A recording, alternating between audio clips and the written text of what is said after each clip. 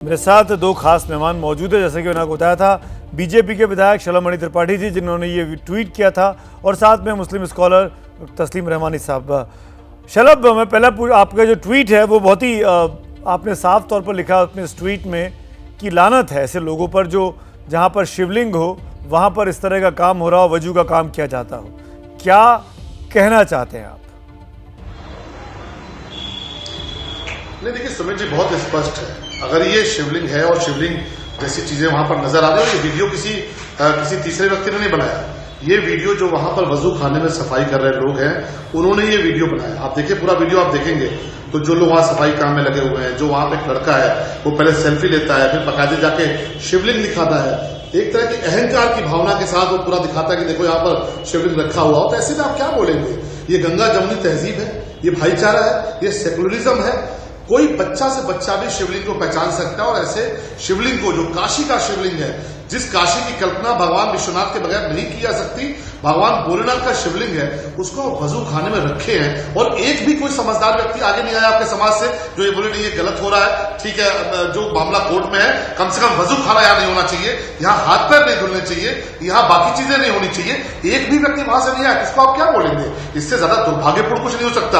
और बेंगे हिंदू, एक सनातनी होने के नाते मुझे तो, मैं इस वीडियो को देखने के बाद रात भर नहीं सो पाया क्योंकि मुझे तकलीफ हुई, और मुझे लगता है करोड़ों लोगों का यही मानना है। मुझे बहुत सारे लोगों के मैसेज आए जो बोले कि हम तो देख के सो नहीं पाए कि ऐसी नफरत कैसे हो सकती है, ऐसी सोच कैसे हो सकती है कि बाबा भोलेनाथ का शिवलिंग है, आप उस पर पांव धुल रहे हैं, आप वहां पर हाथ धुल रहे हैं, ये कैसे संभव है? और आप दूसरी तरफ बात करते हैं कि भाईचारा होना चाहिए, सांप्रदायिक सौहार्द होना चाहिए, तस्लीम रहमानी साहब, गंगा जमुनी तहजीब होनी चाहिए। आप रेसिप्रोकेट करना चाहेंगे रहमानी साहब?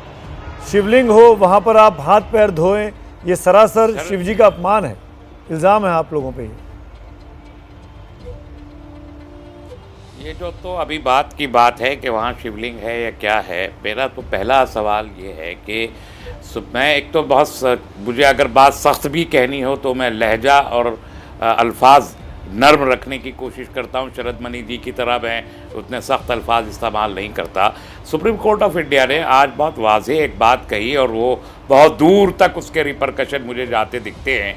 एक उन्होंने जो पहले ही जुमला कहा ऑनरेबल कोर्ट ने कि ये टाइटल सूट नहीं है, मालिकाना हक या मिल्कियत या मस्जिद या मंदिर का सूट नहीं है, ये पूजा के अधिकार का सूट है।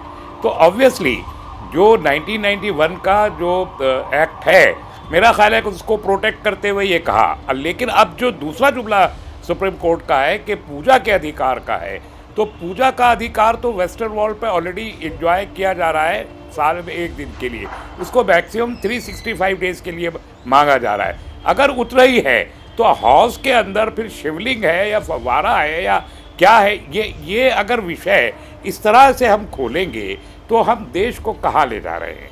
आप देखिए, इस देश में शायद ही कोई पूजा स्थल हो। रहमानी साहब कल इसी प्रोग्राम में मेरे साथ ओवैसी साहब लाइव थे, तो वो तस्वीर हमने दिखाई, उन्होंने भी ये कहा कि वहाँ शिवलिंग नहीं है। लेकिन जो तस्वीर बाद में निकलकर सामने आई, जो शलभ जी ने ट्वीट किया, ये वो वीडियो जो इस वक्त मैं स्क्रीन पर दिखा रहा हूँ, समझ में आता है इन तस्वीरों को देखकर कि जो ऊपर के एक गोल तरह की चीज़ रखी हुई है और नीचे जो पत्थर है, जो शिवलिंग है, वो दोनों अलग अलग चीज़ के हैं। वो एक मटेरियल नहीं दिखाई दे रहा है। वो समझ में आता है कि ऊपर कुछ और चीज़ है जो सीमेंट से बनाई गई है या किसी और चीज़ से चूने से जोड़ के रखी गई है। वो उस पत्थर का हिस्सा नहीं दिखती है जिसको शिवलिंग माना जा रहा है। ये कैसे आपने मान लिया कि ये शिवलिंग नहीं है रहमानी साहब? और अगर शिवलिंग नहीं है तो आज सुप्रीम कोर्ट से भी राहत नहीं मिली, जो कल स्थानीय कोर्ट ने कहा सील कर देने को, इस इलाके को सुरक्षित रखने के लिए, वो बात सुप्रीम कोर्ट ने भी कह दी। देखिए, सुप्रीम कोर्ट से क्या राहत मिलेगी या नहीं मिलेगी ये तो थर्सडे को मालूम होगा एग्जैक्टली। पहली चीज़ तो उस एरिया के अलावा उन्होंने जो डिस्ट्रिक्ट कोर्ट का फैसला था उसको रिवर्स कर दिया कि वहाँ पर नमाज के लिए सब लोग जाएंगे, उस पर कोई पाबंदी नहीं होगी। नहीं, आई बैक टू डिफर यार रहमानी साहब, आज सुबह भी नमाज हुई है, आज सुबह भी नमाज हुई है।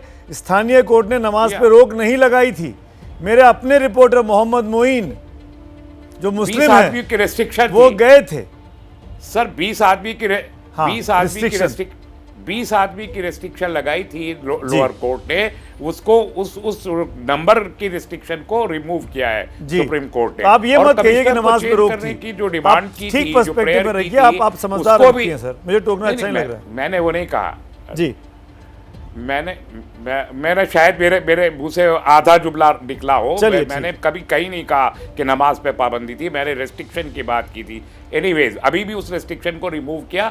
जो और इंतजामिया कमेटी की दूसरी एक डिमांड थी कि कमिश्नर को चेंज किया जाए, आज उनको भी चेंज किया गया। दूसरा सवाल यह है कि 17 तारीख को रिपोर्ट जारी थी, कमिश्नर को चेंज लोअर कोर्ट ने किया, सुप्रीम कोर्ट ने नहीं किया। फिर मैं करेक्ट करूंगा, उससे पहले कमिश्नर को चेंज लोअर कोर्ट ने किया, सुप्रीम कोर्ट ने नहीं किया। मैं भी लोअर कोर्ट ही कह रहा हूं, उसी लोअर कोर्ट ने अजय मिश्रा जी को कंटिन्यू किया था। Let's put things in the right perspective sir, please I beg you. मैं लोअर कोर्ट ही बोल रहा हूं यहां। अब आपके सुनने में गलती हुई है, मैंने लोअर कोर्ट अभी आप दो घटनाओं को अलग अलग जोड़ रहे हैं। रहमानी साहब सुनिए, मैं आपने पहली घटना जो बोली राहत देने वाली वो सुप्रीम कोर्ट के हवाले से बोली, और दूसरी घटना जो बोली उसको आप उसी कंटिन्यूएशन में बोल गए। ऐसा लगा कि सुप्रीम कोर्ट ने अजय मिश्रा जी को हटा दिया है। मैं उसको राइट पर्सपेक्टिव में रख रहा हूं।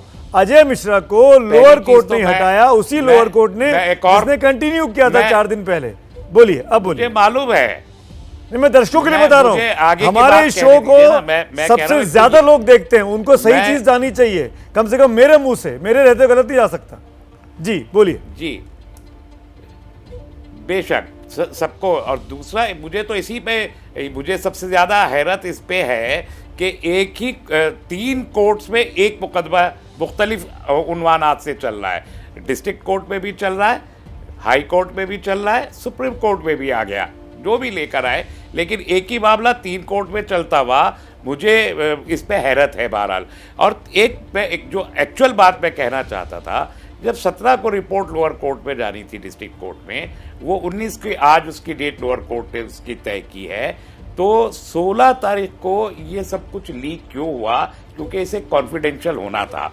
और एक साहब जो एक्चुअली पक्ष नहीं है, उन्होंने एक एप्लीकेशन मूव की और फौरी तौर पर वो ग्रांट कर दी गई। इस पे मुझे बड़ी हैरत है। कम से कम रिपोर्ट देख ली जाती पूरी की पूरी। 17 को आज तक का इंतजार कर सकते थे, आज 2 दिन का वक्त मांगा गया, 19 तक। तो ये क्या जुडिशियल इम्प्रॉपर्टी नहीं लगती?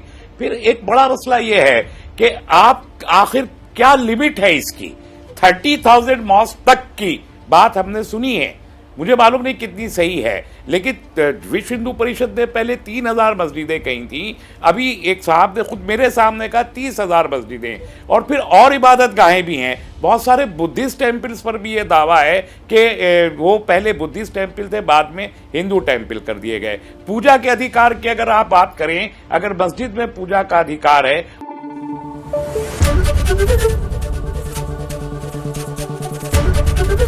एबीपी न्यूज आपको रखे आगे।